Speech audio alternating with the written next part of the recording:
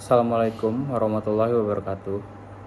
Sebelumnya, perkenalkan nama saya Muhammad Wisnu Kuncoro Aji dengan NIM 2022 1011 03 11498 Fakultas Hukum Universitas Muhammadiyah Malang.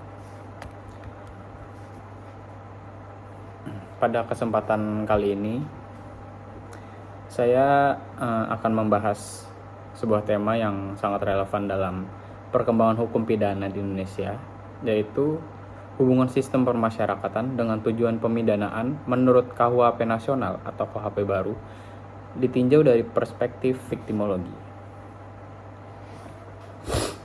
Tema ini penting karena Indonesia saat ini telah memiliki KUHP nasional, yaitu Undang-Undang Nomor 1 Tahun 2023 yang membawa perubahan paradigma besar dalam hukum pidana.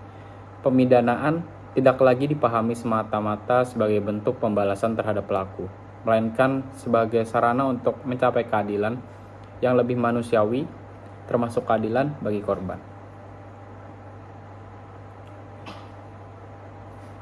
Kalau kita perhatikan dalam praktik, seringkali ketika terjadi tindak pidana, perhatian kita langsung tertuju pada pelaku. Pelaku ditangkap, diadili, dijatuhi pidana, dan dibina di lembaga permasyarakatan. Namun, jarang sekali kita bertanya, bagaimana sih kondisi korban setelah putusan pengadilan dijatuhkan? Apakah korban sudah pulih? Apakah keadilan benar-benar dirasakan oleh korban? Selama ini, sistem peradilan pidana seringkali dinilai terlalu fokus pada pelaku tindak pidana, memulai dari proses penyidikan, persidangan, hingga pembinaan dari lembaga permasyarakatan.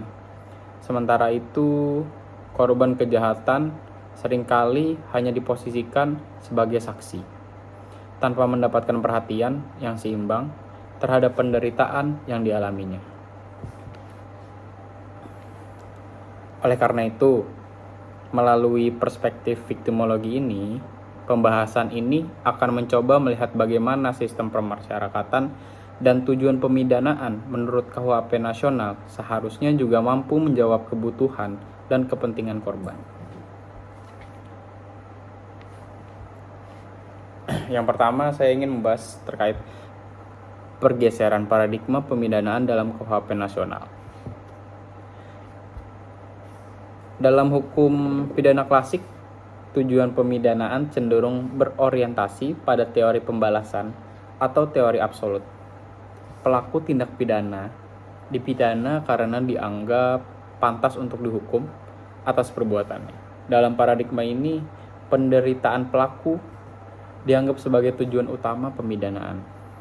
Namun, seiring perkembangan pemikiran hukum dan hak asasi manusia, paradigma tersebut mulai ditinggalkan. Hal ini tercermin dalam pasal 51 KUHP nasional yang secara tegas merumuskan tujuan pemidanaan secara lebih luas dan manusiawi. Tujuan pemidanaan menurut KUHP nasional antara lain adalah 1. Mencegah terjadinya tindak pidana. 2. Memasyarakatkan terpidana melalui pembinaan. 3. Menyelesaikan konflik yang ditimbulkan oleh tindak pidana dan memulihkan keseimbangan. 4. Menumbuhkan penyesalan dan rasa tanggung jawab pada pelaku.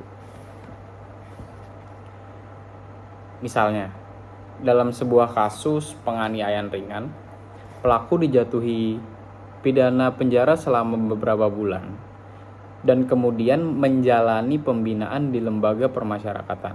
Dari sudut pandang hukum pidana klasik, pidana tersebut dianggap sudah adil karena pelaku telah dihukum. Namun, dari sudut pandang korban, hukuman tersebut belum tentu menyelesaikan persoalan. Korban masih mengalami rasa takut, trauma, dan mungkin kehilangan rasa aman dalam kehidupannya sehari-hari. Nah, disinilah kita dapat melihat bahwa tujuan pemidanaan menurut KUHP nasional atau KUHP baru tidak hanya berhenti pada pemidanaan pelaku, tetapi juga harus memulihkan konflik dan keseimbangan yang terganggu. Jadi rumusan ini menunjukkan bahwa pemidanaan tidak lagi semata-mata bertujuan untuk menghukum, tetapi juga memulihkan keadaan akibat terjadinya tindak pidana. Pemulihan ini tidak hanya menyangkut pelaku, tetapi juga korban dan masyarakat. Dengan demikian, KUHP nasional membuka ruang yang sangat besar bagi pendekatan-pendekatan baru, salah satunya adalah pendekatan viktimologi ini.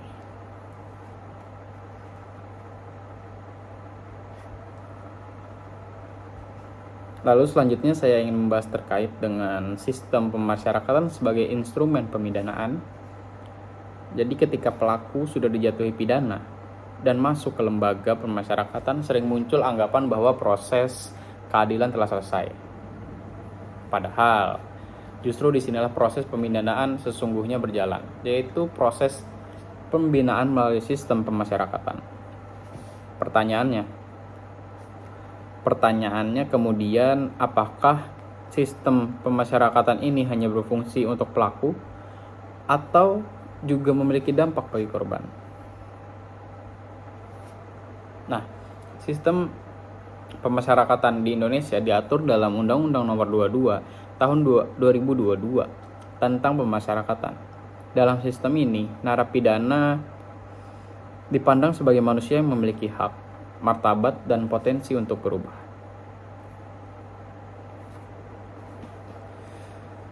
Tujuan utama sistem pemasyarakatan adalah membentuk narapidana agar 1. Menyadari kesalahannya, 2. Memperbaiki diri, 3. Tidak mengulangi tindak pidana, 4. Dapat kembali ke masyarakat sebagai warga yang bertanggung jawab.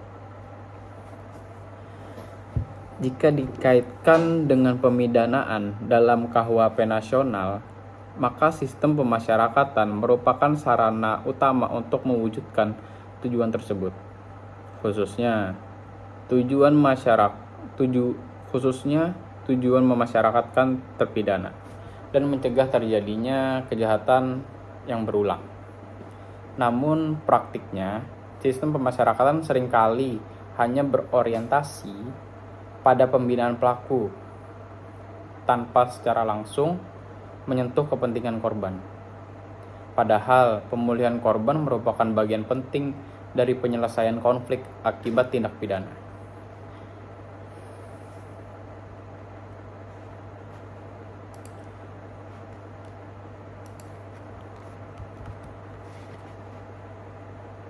Nah, di sini jadi muncul pertanyaan kritis.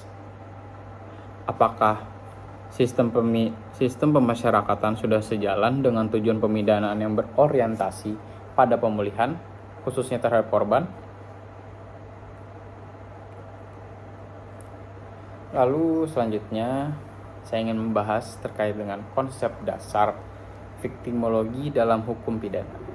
Viktimologi adalah cabang ilmu yang mempelajari tentang korban kejahatan.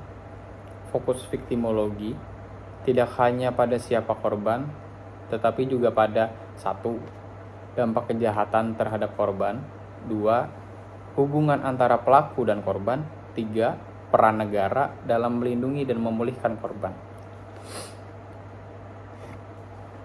Dalam perspektif viktimologi, korban tidak hanya mengalami kerugian fisik, tetapi juga kerugian psikis, sosial, ekonomi, bahkan stigma sosial yang berkepanjangan. Sebagai contoh, korban tindak pidana kekerasan atau kejahatan seksual sering mengalami trauma yang berkepanjangan. Sementara sistem hukum pidana justru lebih sibuk mengurus proses pemidanaan pelaku. Viktimologi menekankan bahwa keadilan sejati tidak akan tercapai jika korban hanya dijadikan alat pembuktian. Dalam proses peradilan, korban juga harus dipandang sebagai subjek hukum yang memiliki hak untuk 1. Mendapatkan pelindungan, 2. Mendapatkan pemulihan, 3. Mendapatkan pengakuan atas penderitaan. Pendekatan viktimologi inilah yang kemudian menjadi dasar berkembangnya konsep keadilan restoratif atau restoratif justice. Sebagai contoh, dalam kasus pencurian, pelaku menjalani pidana penjara dan mendapatkan pembinaan keterampilan di lembaga pemasyarakatan. Dari sisi pelaku, pembinaan ini sangat bermanfaat untuk mencegah pengulangan tindak pidana. Namun, dari sisi korban, kerugian akibat pencurian seringkali tidak sepenuhnya dipulihkan. Korban mungkin kehilangan barang berharga, mengalami kerugian ekonomi, bahkan kehilangan rasa aman. Jika sistem pemasyarakatan tidak dikaitkan dengan kepentingan korban, maka pemidanaan menjadi timpang. Oleh karena itu, pendekatan viktimologi ini menuntut agar sistem pemasyarakatan juga memperhatikan dampak tindak pidana terhadap korban. Lalu, sekarang ingin membahas terkait dengan hubungan sistem pemasyarakatan dengan viktimologi. Hubungan antara sistem pemasyarakatan dan viktimologi dapat dilihat dari tujuan bersama. Keduanya yaitu pemulihan akibat tindak pidana. Sistem pemasyarakatan yang ideal seharusnya tidak hanya membentuk pelaku menjadi lebih baik, tetapi juga berkontribusi pada pemulihan korban, baik secara langsung maupun tidak langsung. Dalam konteks ini, pembinaan narapidana seharusnya tidak hanya berisi pelatihan keterampilan atau pembinaan kepribadian, tetapi juga penanaman nilai empati terhadap korban. Pelaku perlu memahami bahwa tindak pidana yang dilakukan tidak hanya melanggar hukum, tetapi juga menimbulkan penderitaan nyata bagi korban. Dengan demikian, sistem pemasyarakatan dapat menjadi sarana untuk satu, menumbuhkan kesadaran pelaku atas dampak perbuatannya. Dua, menumbuhkan rasa tanggung jawab moral. Tiga, mendukung pemulihan hubungan sosial. Pendekatan ini sejalan dengan tujuan pemidanaan dalam KUHP nasional yang menekankan penyelesaian konflik dan pemulihan keseimbangan dalam masyarakat. Lalu selanjutnya saya ingin membahas terkait dengan keadilan restoratif sebagai titik temunya. Jadi, keadilan restoratif restoratif justice merupakan pendekatan yang menitik beratkan pada dialog antara pelaku, korban, dan masyarakat. Tujuannya bukan untuk mencari siapa yang paling bersalah, tetapi bagaimana kerugian akibat tindak pidana dapat dipulihkan. Jadi dalam KUHP nasional ini, nilai-nilai keadilan restoratif semakin diakui sebagai bagian dari sistem pemidanaan. Hal ini menunjukkan bahwasannya negara mulai menyadari pentingnya peran korban dalam sistem peradilan pidana. Sistem pemasyarakatan dapat berperan sebagai sarana implementasi keadilan restoratif, misalnya melalui 1. Program pembinaan berbasis kesadaran korban. 2. Pendidikan moral dan hukum. 3. Kegiatan sosial yang menumbuhkan rasa tanggung jawab. Dengan pendekatan ini, pemidanaan tidak hanya berorientasi pada masa lalu, yaitu kesalahan pelaku, tetapi juga pada masa depan, yaitu pemulihan korban dan keharmonisan masyarakat. Jadi fokusnya di sini, KUHP ini tidak hanya membahas terkait cuman menghukum korban, yang mana fokusnya tidak hanya untuk menghukum korban, tetapi juga mengembalikan hak-hak dari tidak hanya berfokus pada menghukum pelaku, melainkan juga hanya fokus pada mengembalikan hak-hak dari korban itu sendiri. Jadi dalam pendekatan keadilan restoratif, misalnya pada kasus tertentu, pelaku tidak hanya diminta menjalani pidana, tetapi juga diminta bertanggung jawab secara moral terhadap korban. Jadi pelaku diajak untuk memahami dampak perbuatannya. Jadi apa yang dia lakuin tuh dampaknya bagaimana sih terhadap korban, sementara korban diberikan ruang untuk menyampaikan penderitaannya. Jadi korban di sini diberikan kesempatan untuk menyampaikan apa yang dia rasakan terhadap tindak pidana dari pelaku. Jadi dia bisa terbuka dengan apa yang dia rasakan, apa yang dia keluhkan. Jadi fokusnya di sini kita bisa mengembalikan hak-hak dari korban itu sendiri. Dengan cara ini, korban tidak lagi diposisikan sebagai yang terpinggirkan atau sebagai saksi saja, melainkan sebagai subjek utama juga dalam proses pemulihan. Jadi sebagai penutup di sini, saya dapat menyimpulkan bahwasannya sistem pemasyarakatan juga memiliki hubungan yang sangat erat dengan tujuan pemidanaan menurut KUHP nasional, terutama jika ditinjau dari perspektif viktimologi. KUHP nasional membawa perubahan paradigma dari pemidanaan yang bersifat represif menuju pemidanaan yang humanis dan restoratif. Dalam paradigma ini, korban tidak lagi ditempatkan sebagai pihak yang terpinggirkan atau hanya sebagai saksi saja, melainkan sebagai bagian penting dalam pencapaian keadilan. Oleh karena itu, sistem pemasyarakatan ke depan tidak hanya dituntut untuk membina pelaku, tetapi juga harus mampu berkontribusi pada pemulihan korban dan penyelesaian konflik sosial akibat tindak pidana. Jadi sebagai mahasiswa Fakultas Hukum, tepatnya mahasiswa Fakultas Hukum Universitas Muhammadiyah Malang,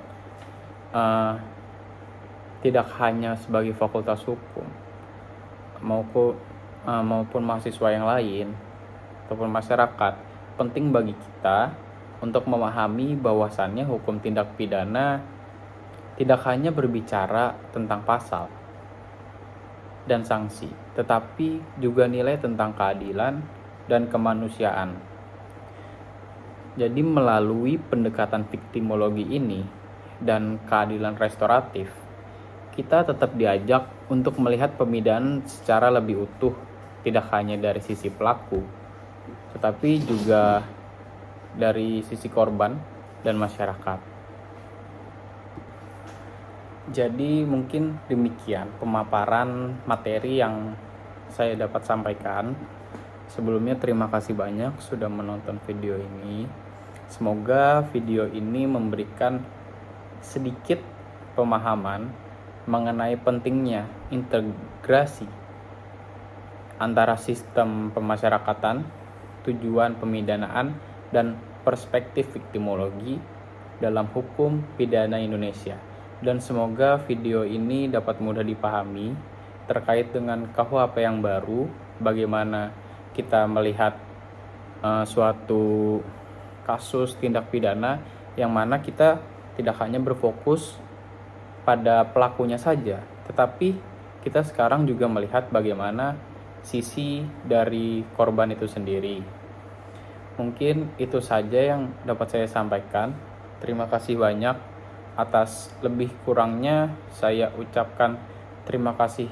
Saya ucapkan minta maaf dan terima kasih banyak atas perhatian teman-teman, Bapak, Ibu, dan semua yang udah menonton video ini.